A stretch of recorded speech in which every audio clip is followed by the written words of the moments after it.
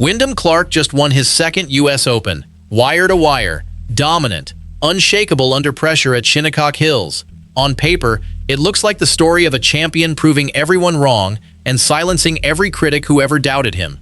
But within 24 hours of that win, a PGA Tour caddie went public on X and posted a video of Clark in the fescue rough during that very tournament. His caption? "I think Wyndham Clark cheats here. Not a random fan, not a keyboard warrior, a caddie who works inside the ropes, who watches these players up close every single week, who understands exactly what the rules permit and what they do not."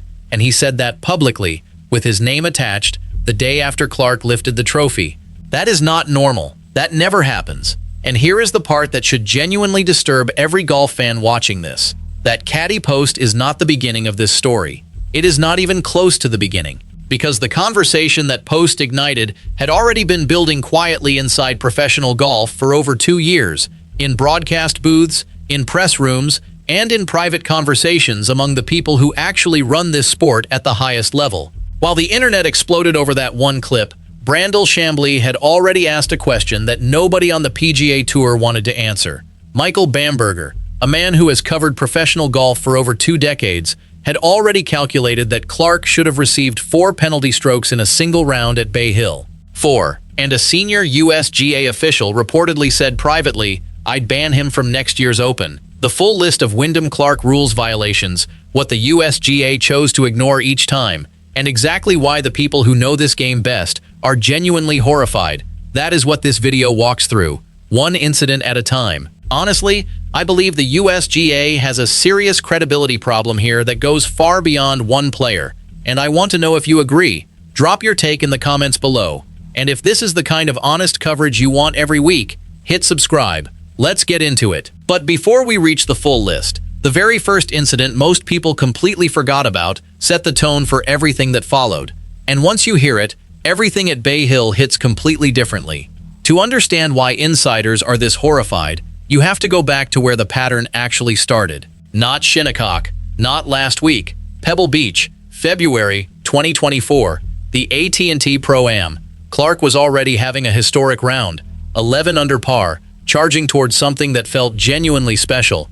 His drive at the par 4 16th found heavy left rough. His ball came to rest behind a burrowing animal hole. Rule 16.1 gives automatic free relief when that condition affects a player's stance or backswing. Clark called officials. They confirmed it. He dropped into a dramatically better lie, hit an excellent shot onto the green, and finished at 12 under par 60, a Pebble Beach course record. Technically legal, confirmed on the spot, but that relief transformed what looked like a near-impossible recovery into a clean, comfortable wedge from a favorable lie. The broadcast even briefly confused the drop for a plugged lie situation, which immediately dragged Patrick Reed and Torrey Pines 2021 into the conversation before anyone corrected it.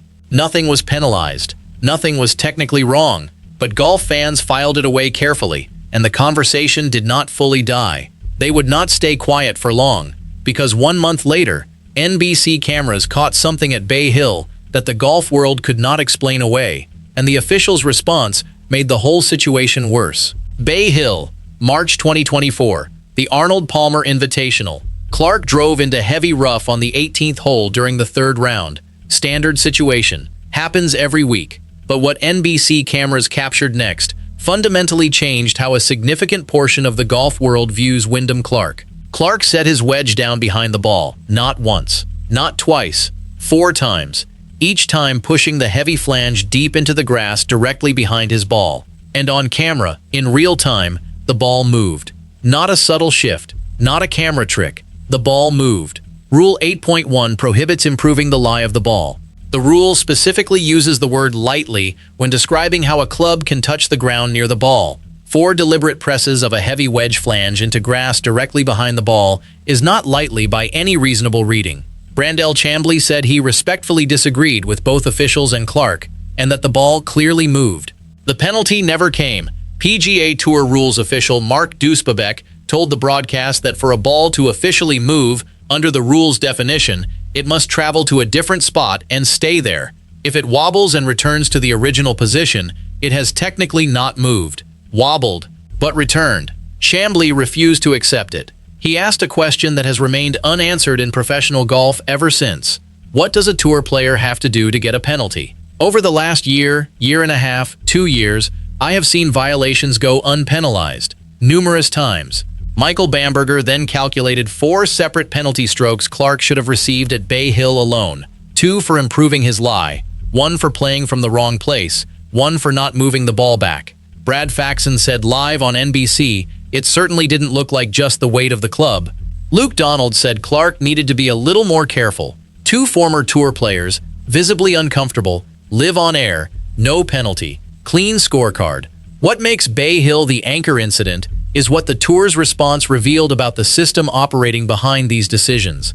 The naked eye standard, adopted in 2017, means if a violation can only be detected through slow-motion HD footage and not with the human eye in real time, it does not count as a penalty. Every tournament today is filmed in 4K from multiple angles. Slow motion captures what the human eye physically cannot process at full speed. The official institutional answer to that technological reality, if you need the camera to see it, it does not count as a violation. What almost nobody talks about is that Oakmont added a completely different kind of controversy to this list, and this one had nothing to do with a wedge in the rough. Oakmont, June 2024. On the 10th hole, Clark appeared to step on a divot as his ball rolled back toward it. Rule 11.3 prohibits pressing down raised turf while the ball is in motion. 2 strokes if confirmed. Fans flagged it immediately. No penalty was issued. What happened off the course after that tournament matters just as much. Following his missed cut, Clark reportedly destroyed 2 lockers inside the clubhouse. Oakmont banned him from the property entirely, requiring anger management, repayment of all damages, and a charitable contribution before reinstatement would be considered. A prominent USGA official said privately, reported directly by Bamberger, "I'd ban him from next year's Open." A senior figure inside the organization that runs the US Open, talking about a player they govern, said clearly enough that it reached a veteran journalist with over 2 decades in the sport. Think about what that means. The people responsible for protecting the integrity of the game's most prestigious championship were privately discussing whether to ban its defending champion. That is not a minor footnote. That is a warning signal the golf world largely missed at the time. That statement alone should have changed everything. Instead, Clark came back the following year, at the exact same venue, March 2025, Bay Hill again. Clark took a free drop on the par 4 third after his ball appeared embedded in the fairway. Social media labeled it cheating before the round even finished. Tour officials reviewed ShotLink and television footage and confirmed the ball had bounced forward and spun back into its own pitch mark. Legal grounds for free relief. Cleared again. The clearing almost made things worse. 2 Bay Hill incidents. 2 clearings. Same venue, same player, same outcome 12 months apart. The phrase, "he cannot keep getting away with this," had taken over golf social media and was no longer being treated as a joke. At the Players' Championship that week, Clark addressed the attention. "Obviously, I found out after the round. I have a few comments on this rule in general. He felt the accusations were unfair, but saying it publicly kept the conversation alive, and that conversation was already well beyond his control." 2 clearings at the same venue, a USGA official privately calling for a ban. Then Shinnecock Hills arrived, and the US Open itself became the moment that made everything before it look minor. Shinnecock Hills, June 2026. 3rd round, 17th hole. Clark's tee shot found the fescue beside a camera stand. Camera equipment affecting a player's backswing qualifies as an abnormal course condition. Free relief confirmed. A USGA official stood nearby throughout the entire process. Before dropping, Clark removed loose grass from the ground around the drop zone. He dropped. The ball rolled back into the stand. He dropped again. Identical result. After 2 failed drops, the rules permit placing the ball by hand at the spot where it last landed. Clark placed it exactly where he wanted. Fan reactions spread across every platform within minutes. Wyndham Clark picks up his ball at the US Open for free relief and drops in a way so it moves twice, and he can then place it. Now he has a great lie. What are we doing here? USGA? Every individual step was technically permitted. The official approved each moment in real time. But clearing loose impediments beforehand, engineering 2 failed drops to trigger the placement rule, and walking away with a perfect lie while carrying this reputation, ignited the sport during a major in a way that completely overshadowed the competition itself. He won wire to wire, 4 under, one shot over Sam Burns, a second U.S. Open title, the 9th player in championship history to win the event without ever surrendering the lead. 24 hours later, Brent Henley posted that video. That post did not open a new debate. It confirmed the one every golf insider had been having privately for 2 full years, and what they were saying behind closed doors is more serious than anything fans had assumed. Chamblee documented a pattern spanning nearly 2 years and asked, on live national television, what a tour player has to do to receive a penalty. Not rhetorical. He genuinely expected an answer. Nobody in the sport provided one. Bamberger called Bay Hill far more troubling than the locker bashing. A journalist with over 2 decades covering this sport ranked a rules incident above the physical destruction of private property on his personal scale of concern. Faxon and Donald could not offer Clark a confident defense from the NBC booth. Henley posted with his full name attached, fully aware of the professional cost a working caddy absorbs when going on record against a fellow competitor. Alex Miceli argued that what Clark does during these incidents is genuinely common behavior seen across the tour, then immediately called for Rule 8.1 to be completely rewritten with zero subjectivity built in. No gray area, no self-regulation, a defined threshold, a clear violation, an automatic penalty. His position was not that Clark is innocent. His position was that the rule is so loosely constructed that guilt and innocence have become functionally meaningless under the current framework. That is the real horror for insiders, not Clark specifically. The horror is that the USGA built a rules framework containing enough deliberate vagueness that even when something looks clearly wrong on slow-motion footage, confirmed by experienced analysts, officials can still construct a defense that renders a penalty impossible to apply. The naked eye standard, the wobbled but returned argument, the undefined threshold inside Rule 8.1, 3 separate mechanisms, used across different incidents, benefiting the same player every single time. Clark said after Shinnecock, "I sure hope it closes the door on it. I'll probably always get them, but I hope I don't become the heel of the PGA." He knows exactly what is being said.